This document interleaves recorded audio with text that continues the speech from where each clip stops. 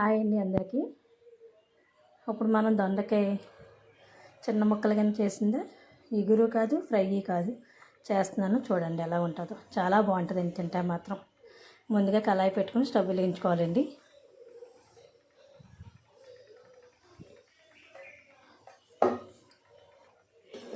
తర్వాత దీనికి ఆయిల్ ఎక్కువ వేస్తేనే బాగుంటుందండి. కూరకి మనం ఆయిల్ వేసుకోవాలండి.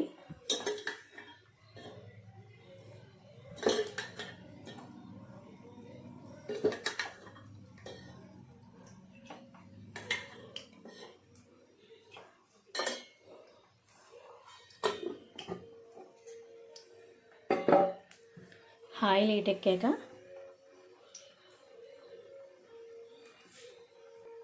ఆయిల్ హీట్ ఎక్కింది కదండి. హీట్ ఎక్కాక ముందుగా మనం కోసి ఉంచుకున్న దొండకాయ ముక్కలు వేసుకోవాలండి. ఏదైనా ఫస్ట్ సిమ్లో పెట్టేసుకోవాలండి స్టవ్. దొండకాయ ముక్కలు వేయాలి. చిన్న చిన్నగా కోసిన దొండకాయ ముక్కలన్నీ వేసేసుకోవాలండి. ఫస్ట్ ఎవరైనా ఉల్లిపాయలు వేస్తారు కదా, ఈ కూరకు ముందుగా దొండకాయ ముక్కలు వేయాలండి. అదే స్పెషల్. మనం కోసుకున్న దొండకాయ ముక్కలన్నీ నేను తీసుకున్నానండి. 1/2 కేజీ దొండకాయలు అవి వేస్తున్నానండి. ఇలా చాలా చిన్నగా కోసుకోవాలండి ముక్కలు. మనం 4 చీరికలు కోసుకొని ముక్కలు కింద చేసుకుంటే మీకు ఈజీగా అయిపోద్దండి. వేసుకొని తర్వాత ఇలా కలుపుకోవాలండి ఒకసారి.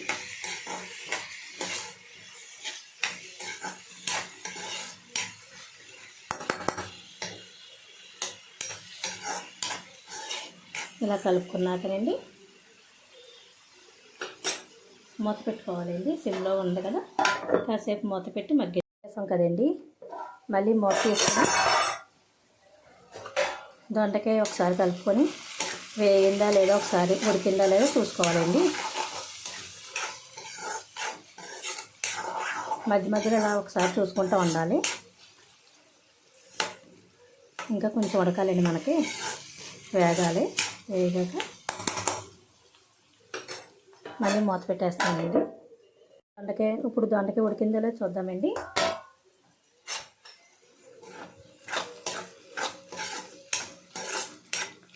వేగింది అనుకుంటున్నాను, నేను ఉడికింది అనుకుంటున్నాను. ఉడికిందండి. అలా చూసుకోవాలి ఒక పీస్ మనం. చూడండి, ఇదిగో నేను చూస్తున్నాను చూడండి.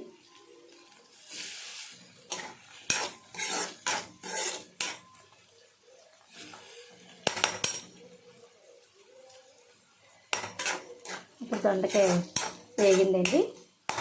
ఇప్పుడు ఇందులో మనం ఆనియన్స్ ముక్కలు వేసుకోవాలండి. ముందుగా చిన్న ముక్కల కింద కోసుకున్న ఆనియన్స్ వేసుకోవాలండి.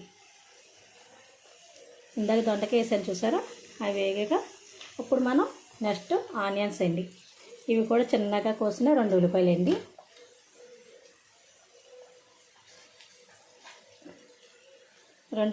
చిన్నగా కోసిన 2 ఉల్లిపాయలు వేసానండి నేను. ఇప్పుడు అంతా ఇలా మిక్స్ చేసేసుకోవాలండి. మనం కలుపుకోవాలి బాగానే.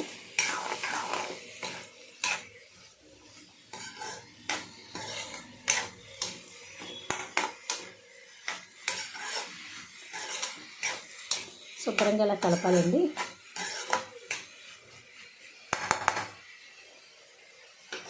కలిపండి. మళ్ళీ మనం మూత పెట్టుకోవాలండి. మళ్ళీ ఉల్లిపాయలు మగ్గే వరకు మూత పెట్టాలి. ఇప్పుడు మనం ఉల్లిపాయ ఉడికిందో లేదో వేగిందో లేదో చూద్దామండి. ఉల్లిపాయ ఉడికిపోయిందండి.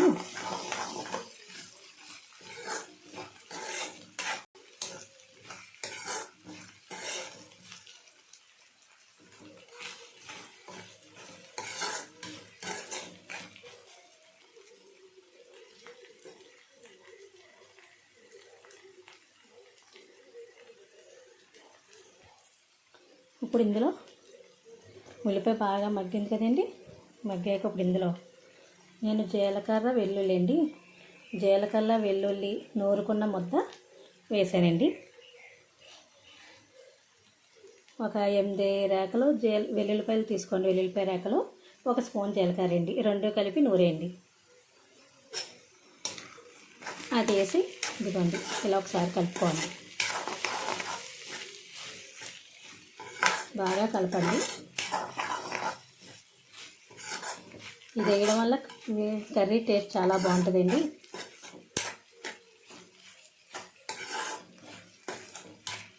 ఇది వేసేటప్పటికే మీకు కూర గుమ్మమ్మ లాంటి స్మెల్ వచ్చేస్తుందండి.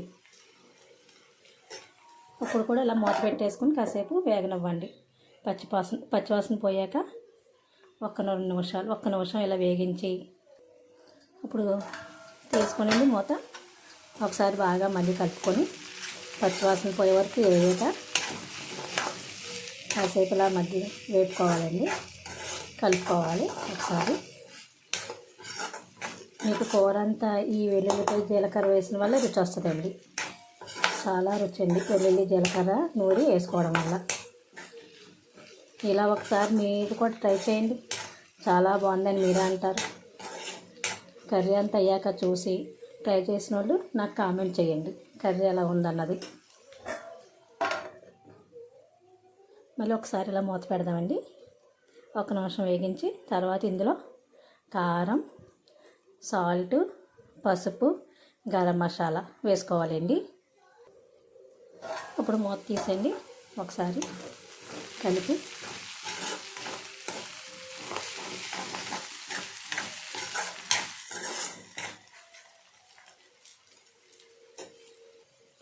దీంట్లో కొద్దిగా పసుపు,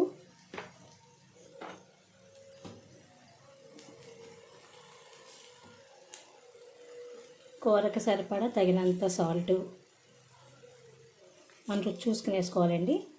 మీరు తగినంత సాల్టు. మీరు కారం ఎక్కువ తింటానంటే ఎక్కువ వేసుకోండి. మేము అయితే తక్కువ తింటాం కాబట్టి మేము తక్కువ వేస్తున్నాను నేను.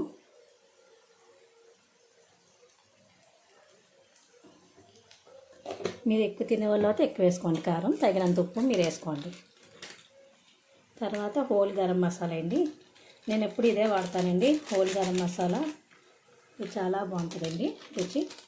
ఇదండి ₹2 packet star brand whole garam masala. అది వేసుకునండి ఒకసారి అంతా బాగా కలుపుకోండి.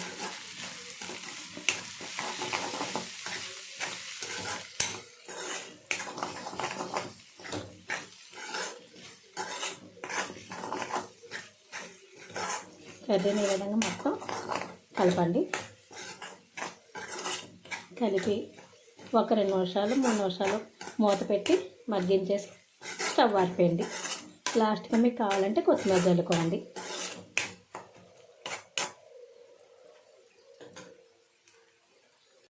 ఇలా కలిపేసేయండి కూర. మూత పెట్టేసి నూనె తేలే వరకు ఉంచుకొని నూనె తేలాక కూర ఆపేయడమేనండి. ఇంకొంచెం చూడండి నూనె తేలిని చూసారా కూర. అంటే ఇంకా ఎక్కువ వేసుకుంటే ఇంకా బాగా తేలుతుంది. ఇప్పుడు రోజుల్లో ఆయిల్ కొంచెం తక్కువ తింటున్నాం కదండి, అందువల్ల అంత వేసాను. చూడండి మీకు కర్రీ రెడీ అయిపోయింది. ఇలా మీ పైన గార్నిష్ కింద కొత్తిమీర కూడా జల్లుకోవచ్చు, మీ ఇష్టం ఏదన్నా. అంతేండి. ఇలా ఒకసారి వండి చూడండి. ఎలాగుందో నాకు కామెంట్ రూపంలో తెలియజేయగలుగుతారని కోరుకుంటున్నా. నా కర్రీ కనుక మీకు రెసిపీ నచ్చినట్టు అయి ఉంటే లైక్ చేయండి, షేర్ చేయండి, సబ్స్క్రైబ్ చేయండి. థ్యాంక్ యూ అండి.